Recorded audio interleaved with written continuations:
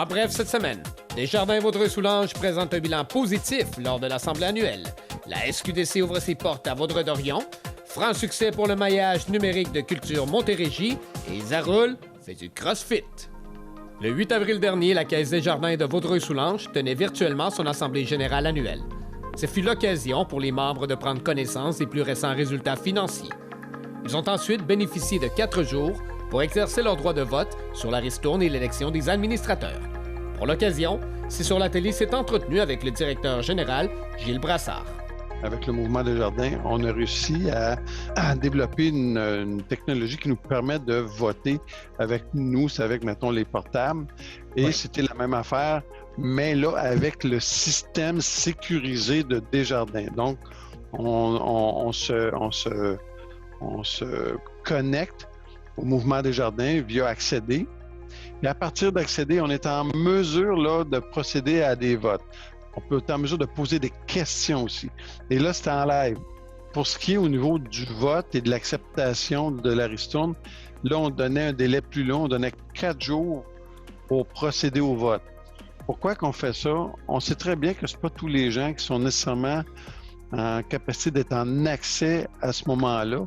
Fait qu'on donne 4 jours aux gens de procéder à la réécoute de l'Assemblée générale, puis de procéder au vote pour la ristourne.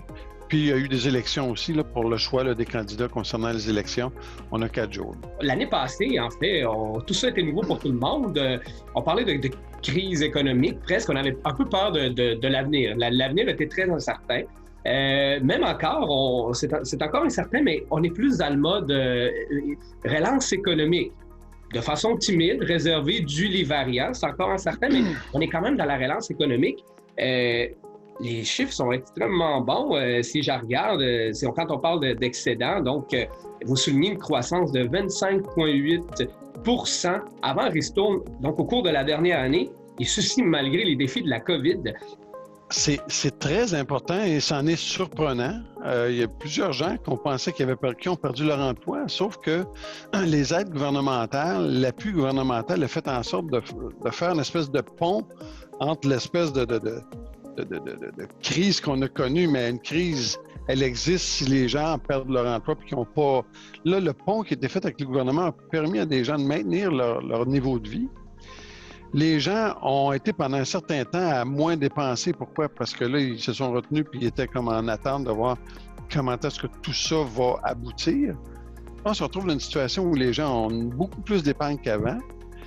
Là, les gens, il y a comme un engouement qui s'est créé pour déménager dans les régions. On le voit là, dans Montréal, il y a plusieurs personnes qui quittent des condos ou des loyers petits qui étaient là comme pour mettons, coucher, déjeuner, puis le reste du temps, ils travaillaient, puis ils revenaient là. Mais là, ils sont là toute la journée en télétravail. Fait qu'à un moment donné, un 4,5 devient plutôt petit quand tu es là 7 jours sur 7, 24 heures sur 24. Fait que là, on a des demandes de financement, c'est du jamais vu. Au niveau de l'épargne, on atteint, les gens épargnent nettement plus, malgré le fait qu'on sait qu'il y a beaucoup de projets là, qui sont générés. Allez voir un peu partout, essayer de vous commander, je sais pas moi, une piscine, un spa ou du bois pour faire un patio. On voit là que les cours à bois sont quasi vides, puis il y a des valeurs qui ont explosé en termes là, de coûts là, d'acquisition de bois. Donc, tout ça fait en sorte que la tempête imaginée ne s'est pas produite. C'était plus l'inverse. On voit un ressac positif qui a eu un impact important sur nous autres, malgré le fait qu'on a reporté plus d'environ 1200 reports de paiement d'hypothèques que les gens sont venus nous voir, puis de façon incertaine concernant la situation, ils nous ont dit, on pourrait-tu reporter le paiement hypothécaire de 3, 4 jusqu'à 6 mois?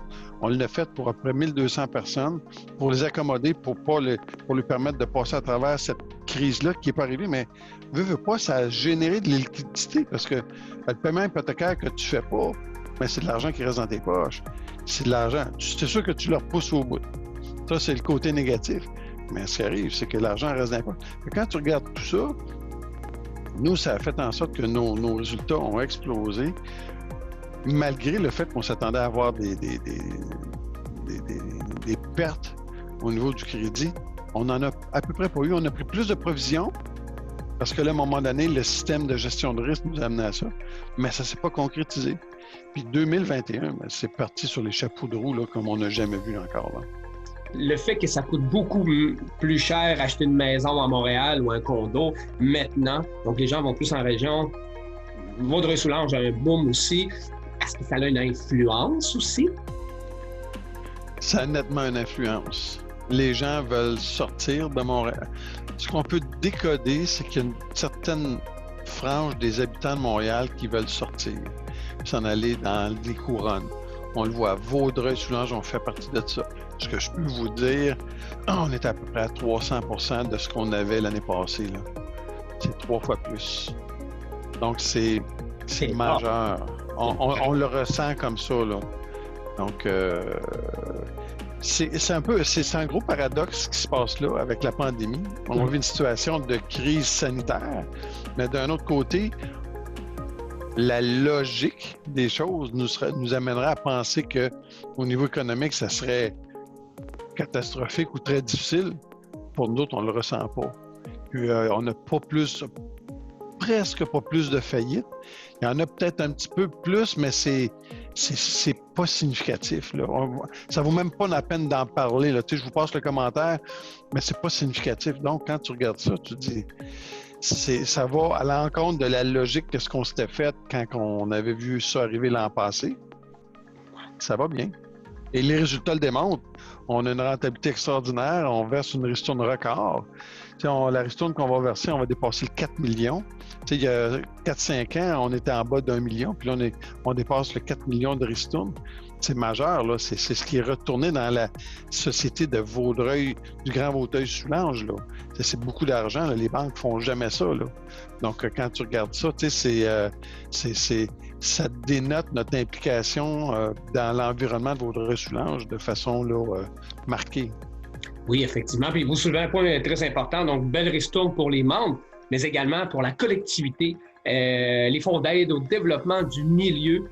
Pourquoi ce fonds est important pour vous, pour Desjardins? Pourquoi c'est important d'investir comme ça dans le développement, disons, du territoire? Pour nous, c'est notre ristourne collective qu'on retourne dans le milieu, là, mais pas dire aux membres. Fait que cette année, là, c'est autour de 500 000 pas cette année, mais pour 2020, on a retourné pour près de 500 000 dans la collectivité. En fonds d'aide au développement du milieu, ce sont tous les projets qui nous sont soumis, des demandes de projets qui nous sont soumis par la population, différents organismes. Ça peut être le club de BMX, ça peut être le club de baseball, de soccer, je te peux dire le club là, des jeunes mères de famille pour l'allaitement. Le 19 avril dernier a eu lieu l'ouverture de la toute nouvelle succursale de la Société québécoise de cannabis, mieux connue sous le nom de SQDC à Vaudreuil-Dorion. C'est sur la télé, c'est rendu sur place. Ce lundi 19 avril, a eu lieu l'ouverture de la nouvelle succursale ici à Vaudreuil-Dorion de la Société québécoise de cannabis, la SQDC. La directrice générale de C'est sur la télé s'est déplacée à l'intérieur afin de donner ses premières impressions. Puisque notre journaliste avait un peu de misère de recevoir des témoignages de gens, c'est tout à fait comprenable à la SQDC. Donc, par respect, moi, la directrice générale, je me suis prêtée au jeu et je suis allée dépenser à la SQDC. Alors, sans faire de promotion, là, j'ai acheté quelques produits. Un accueil très courtois, les gens m'ont accueilli, très bien organisé, vaste, très professionnel. Donc, un endroit tout à fait correct là, à première vue. Fait qu'une expérience, c'était une première expérience pour moi, sérieux, c'est la première fois que j'allais dans un SQDC au Québec, donc c'était une première, j'étais un petit peu nerveuse, il n'y a aucune raison d'être nerveux là, quand même, là, mais tout à fait agréable.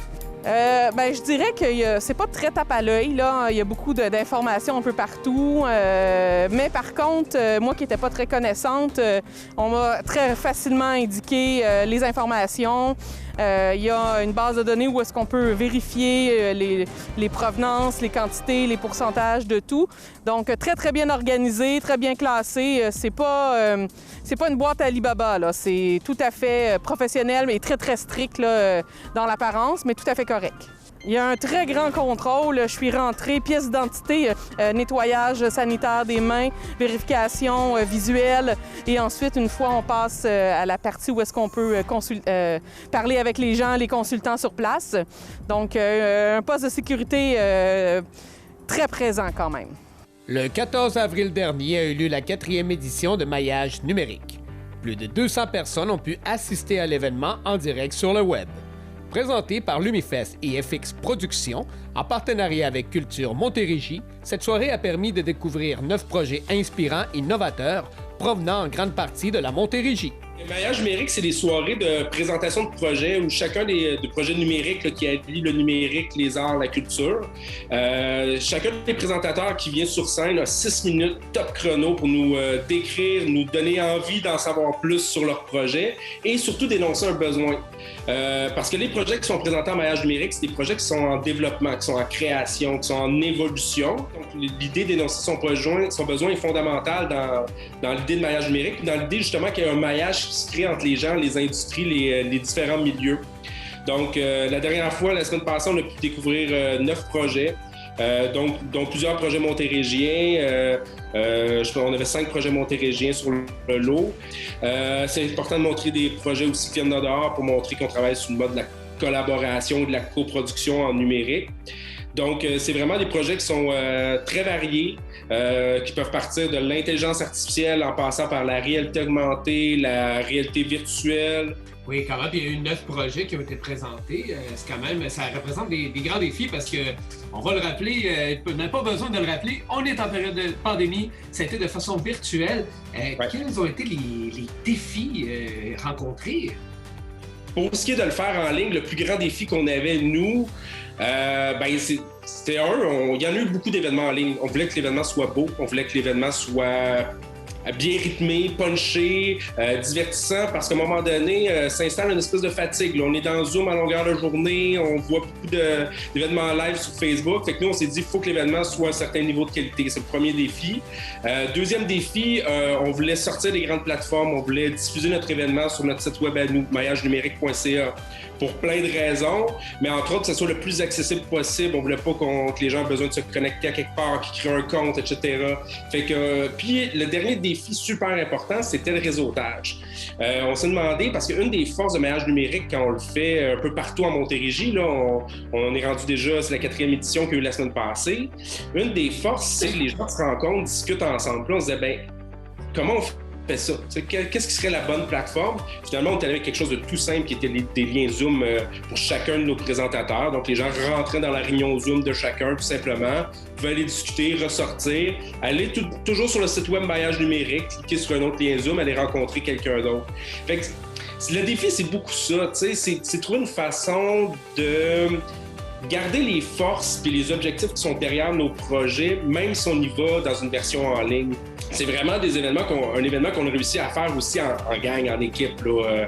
Je trouve ça important de le préciser parce que, encore une fois, ça va un peu dans la job de démystification. Je trouve ça important de démystifier un événement en ligne comme ça parce que quand on le regarde, on est spectateur, un peu comme quand on écoute une émission de télé, mais pour y arriver, pour avoir de la qualité, pour avoir un événement qui est intéressant, ça prend de l'expertise de plein de gens, puis des expertises qui sont diverses, puis ça prend autant technologique qu'en termes d'événementiel. Puis c'est comme ça qu'on réussit à créer des événements, je pense, de ce calibre-là. Donc, comment vous entamez l'avenir? Je sais qu'il y a les résidences Instagram. Est-ce que vous pouvez nous parler un petit peu de ça, de ce concept-là? Ben oui, je peux vous parler un peu des résidences Instagram. Sur le compte Instagram qu'on a lancé qui s'appelle Culture locale, Culture vitale. Rapidement, ça faisait longtemps que Culture Montérégie, on se disait, bon, on aimerait ça être sur Instagram, mais en même temps, on a un mandat qui est régional, on a un mandat avec un territoire qui est hyper vaste. Puis là, on se dit, ben, si on va sur Instagram, on va pouvoir montrer des choses qui se passent en Montérégie, mais notre couverture risque d'être pas évidente à faire. Fait que là, on cherchait comment orienter un peu ce compte Instagram-là. Puis l'idée des résidences, des takeovers, là, comme on a pu voir un peu partout dans les grandes institutions muséales à travers le monde, à un moment donné, nous est venu en tête disant, ben si nous, on n'est pas capable de l'alimenter, ben les artistes eux-mêmes pourraient l'alimenter. Donc, on est parti dans le principe de la résidence d'artistes, c'est-à-dire que il y a 6 artistes qui ont été sélectionnés pour les prochains mois. Donc, un artiste par mois. On prend une petite pause durant l'été, qui ont le plein contrôle du compte Instagram Culture Locale, Culture Vitale pendant 1 mois. Donc, ils vont publier les coulisses de leur travail, ils vont publier un peu ce qui eux les inspire, le processus de création, etc. Fait que puis on voit aussi l'aboutissement de tout ça. Donc, c'est vraiment rentrer dans la tête, dans l'univers d'un artiste par mois, qui sont bien sûr tous et toutes là, des artistes montérégiens. D'accord. Puis, évidemment, dans les arts numériques. Bien, la résidence Instagram n'est pas orientée particulièrement hors numérique. D'accord, c'est un point important, d'accord. Oui, l'idée était même de donner accès à un compte Instagram à des artistes qui peuvent avoir même leur niveau d'aisance ou d'utilisation d'Instagram est très variable. Il y en avait qui ont déjà énormément de gens qui les suivaient sur Instagram, d'autres à peu près pas. Ils ont eu même accès à une formation, sont accompagnés aussi dans l'utilisation d'Instagram. Donc, ça vient aussi avec un côté formation-mentorat. La députée de Vaudreuil, Marie-Claude Nichols, a récemment proposé un amendement permettant aux municipalités d'offrir le vote par correspondance aux personnes de 70 ans et plus. La loi vise à faciliter le déroulement de l'élection générale municipale. À sa grande fierté, cet amendement a été accepté pour les élections du 7 novembre prochain. La MRC de Vaudreuil-Soulanges est fière de dévoiler les 3 équipes finalistes pour le concours de projet pour l'aménagement culturel et paysager du parc du canal de Soulanges, lancé en janvier dernier. Il s'agit de BC2, groupe Conseil, Faye et associés en collaboration avec Félix Dagenet, et le collectif Escargot en collaboration avec Geneviève Murray. Le lauréat du concours de projet sera connu au courant de l'été 2021. Depuis plusieurs mois, les membres du comité du 350e de l'île Perrot planifient les festivités dans le cadre de l'anniversaire de la seigneurie de l'île Perrot en 2022. Les 4 villes de l'île Perrot ont donc lancé un appel à la communauté afin de recueillir des suggestions d'activités et de voter pour le logo qui identifiera le 350e de l'île Perrot.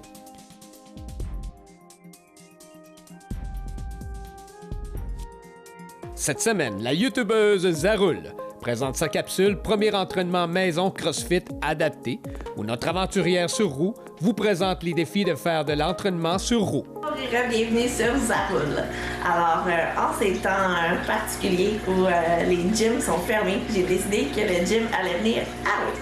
Alors, j'ai décidé de vous montrer un entraînement aujourd'hui qui est procuré par mon gym, le CrossFit de la Cité, qui offre des entraînements là, en ligne. Alors, je vais vous montrer qu'est-ce que je fais comme exercice et les adaptations que je peux faire.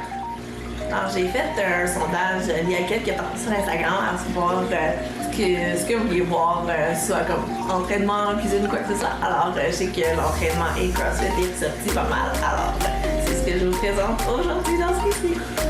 Premièrement, c'est bien important de se réchauffer. Alors, quand on est assis, on s'assure de bien réchauffer les bras.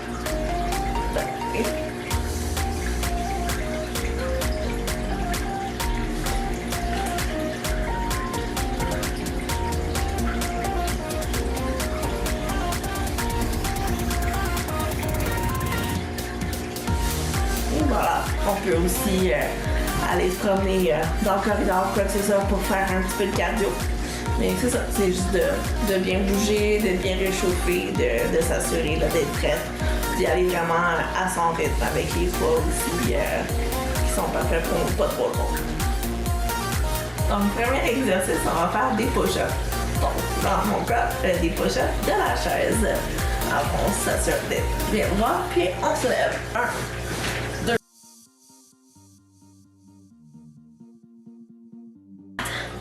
5,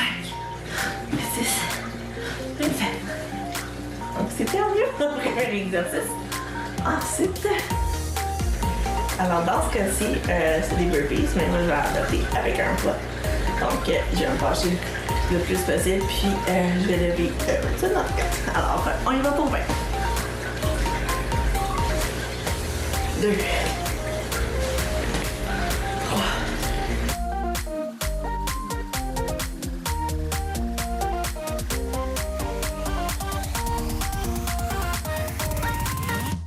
7. 9. Et 20. Voilà. Prends pour le troisième exercice. Pour ceux qui n'ont pas de poids à la maison, vous pouvez prendre des bouteilles d'eau, des boîtes, des enfants. On trouve un certain poids pour lever, puis pour faire les répétitions. Alors, comme dernier exercice, je vais faire des push press. Alors, je vais prendre des poids, puis c'est 11 répétitions pour celle. 1, 2, 3, 4, 5, 6, 7, 8, 9, 10 et 11. Voilà, ça fait quand même un petit workout, mais ça réchauffe bien. Donc, en ces temps-là où les gyms sont fermés, il y a des moyens là, de le faire à la maison. Puis moi, je suis chanceuse parce que mon gym CrossFit de la City Off, on a les entraînements qu'on peut faire à distance. Donc, c'est ça. Donc, restez en forme, puis j'espère que vous allez bien. On se revoit bientôt pour une prochaine capsule. La Sûreté du Québec a préparé une série de mises en situation afin d'aider la population de Vaudreuil-Soulanges à se préparer contre les vols de renseignements.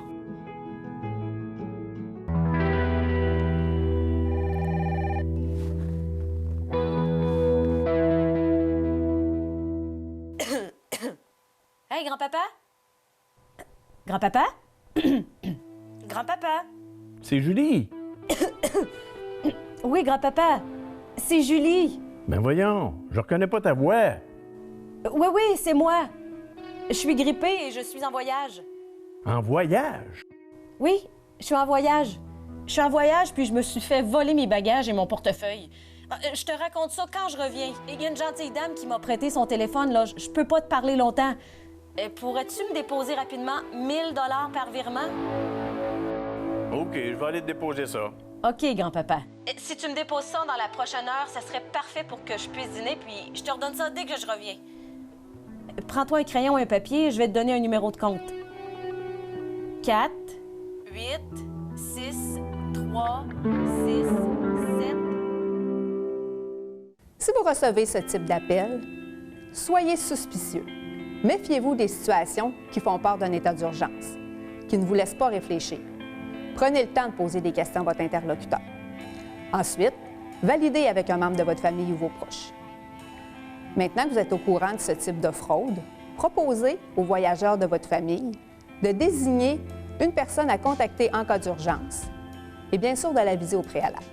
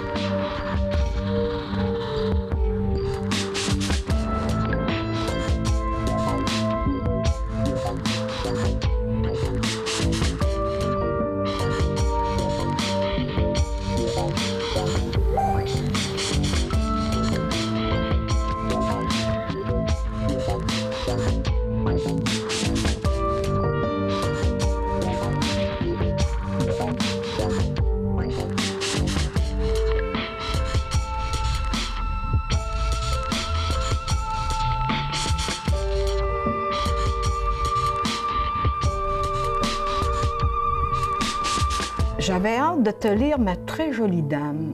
Tes messages me manquent tellement.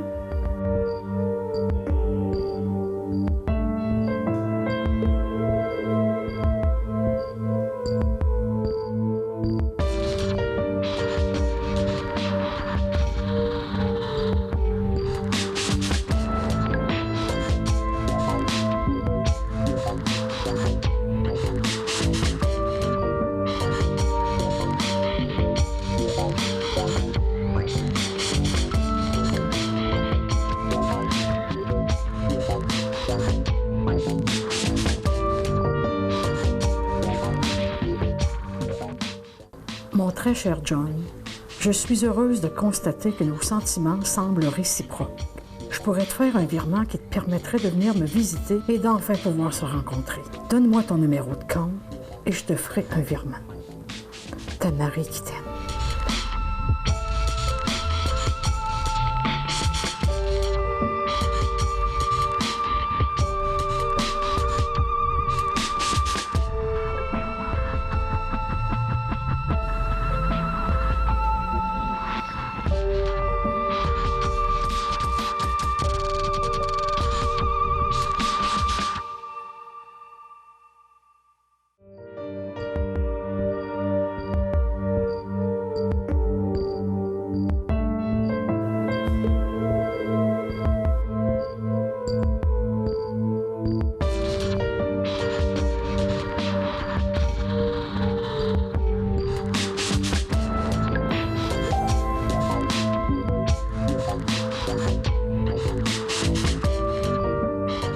Ma douce Marie, je suis sincèrement désolé de ne pas avoir pu prendre l'avion pour aller enfin te rejoindre. Mais ce n'est qu'une question de temps. J'ai dû utiliser les sous que tu m'as envoyés pour que ma mère puisse obtenir des soins de santé, puisqu'elle a été très malade au courant des derniers jours. Pourrais-tu me déposer des sous à nouveau enfin, que je puisse aller te voir et je te rembourserai la totalité de la somme quand nous nous verrons. Ton tendre amour, John.